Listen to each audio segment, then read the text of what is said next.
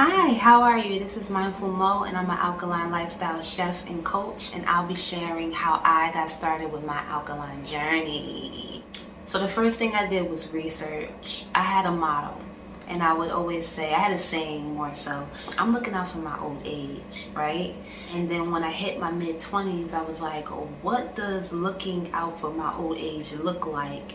And what am I implementing in my day-to-day lifestyle to help me get to my long-term goal? Looking out for my old age was my body being flexible and, vibrant and having that vitality, having my health right, not worrying about any diseases that my family have experienced throughout generations. I knew that if I implemented some habits into my lifestyle, that was possible, but I just didn't know where to start. So I went on YouTube and I typed in how to reach longevity in old age, and I came across Dr. Sebi. Once I fell into Dr. Sebi's knowledge and philosophy on alkaline foods, I was sold. Alkaline foods are in alignment with my natural body chemistry. So I was just like, okay, cool.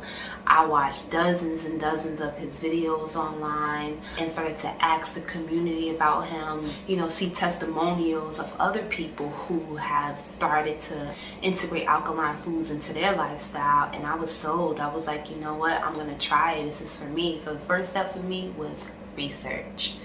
The second step, once I had the research down, I printed out the nutritional food guide. So it's a list of alkaline grains, oils, fruits, vegetables, sugars, and herbs that you can start to utilize right away. And that's the foundation. It exists as the foundation of Dr. Sebi's work, his life work. He traveled all over the world, to come accumulate this list for us as our foundation. So for me, the Alkaline Nutritional Food Guide was my second step. I printed it out, I put it on my fridge, and every time I went to the grocery store, I purchased an alkaline item, whether I knew what it was or whether I didn't. A lot of times I didn't know what it was. It was something that was new to me, and I started to get familiar with the list by identifying, okay, today I'm gonna pick up some callaloo from the store.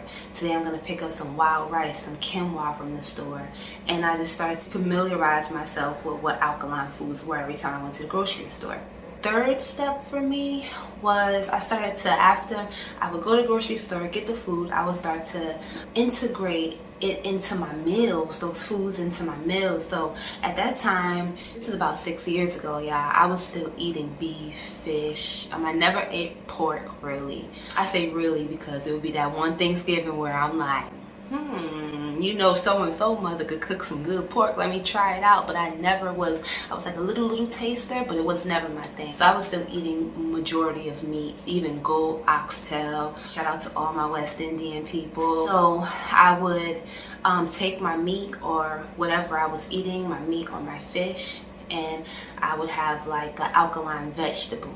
And I would do more vegetables than my actual meat. And over time, I would do that. So if I wanted a grain, I would substitute it for like an alkaline grain. So one alkaline grain is quinoa, and another alkaline grain is wild rice. So I would do that. I did that over a period of time, and my body just started to flourish, y'all. My body started to get the message, and the message of good food, the message of life, the message of peace, the message of joy, the message of strength, the message of, it was beautiful. My mind started to open, and I started to crave. I wanted more and more and more. So I started to eat more alkaline based meals and lower my meat intake over time.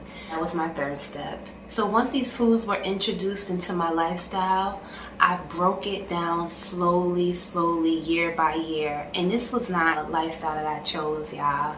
It chose me. It called me, and I answered literally. The fourth step was cutting down slowly year by year. So it was like year one, I started to integrate the foods into my lifestyle.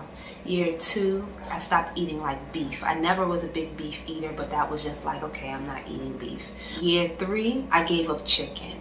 Year four, I gave up fish. Year 5, I gave up dairy and cheese, which dairy was the hardest for me because I love ice cream, y'all.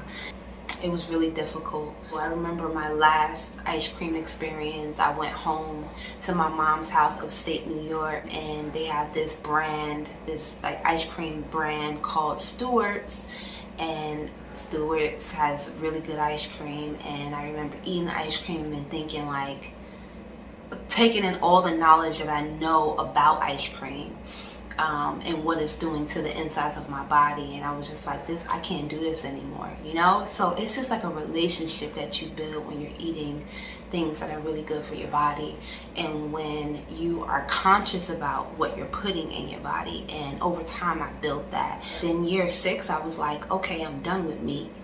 I'm done with dairy. I'm done with cheese. I'm living my alkaline lifestyle. So here I am today. I am about 80% alkaline. I still have a long way to go. I still have temptations. I still even give in to some of those temptations. Never meet temptations, but maybe an oil that I don't use, like palm oil, for example, for my African dishes that I make sometimes. I share this because I am an alkaline lifestyle coach, and I share with my clients and anyone that comes across me that this is a journey, and it's your journey, and you don't have to be ashamed about where you are in your journey. I hope this helps somebody. I hope this helps somebody get started in their journey. Take your time and slowly start to move towards the direction that you want to go in your life. Many blessings to you and your family.